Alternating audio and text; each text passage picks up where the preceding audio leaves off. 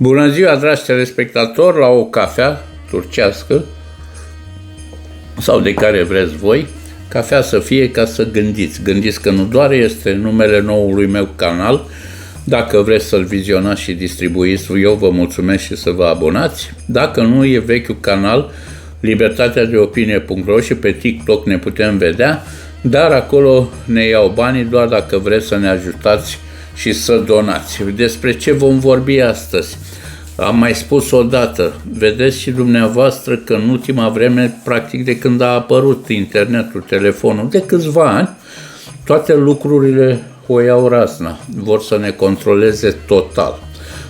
Sunt acele filme pe care le-am vizionat și ne pregătesc. Întotdeauna ne-au pregătit cu boala, cu virusul, țineți minte acele filme? Ei bine, iată, acum au trecut la etapa a doua, deci a fost întâi virusul, după aceea războiul. Următoarea etapă se pare că vor fi extraterestri. Bine, până la urmă e normal să fie extraterestri, dar controlul minții este total. La început cu Pokémon. Mai țineți minte cum stăteau oamenii prin parcuri și butonau telefoanele mobile?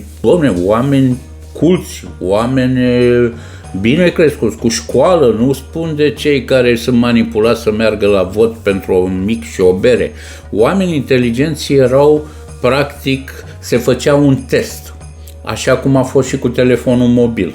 De ce să asculte Mossad, SRI, SECU sau cine prin microfoane puse în casă? Nu, ți-a dat telefonul. Ai telefonul prin care te ascultă oriunde te duci, știe unde ești, știe ce gândești, știe ce scrii și viziunea ta ca apoi să fii cenzurat, să-ți se bage pumnul în gură.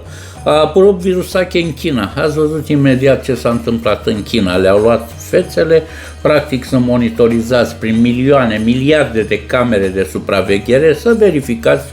Camerele sunt produse de evrei, cei care au creat și acel telefon mobil, ca să fii controlat în totalitate. Au inventat un război în Ucraina.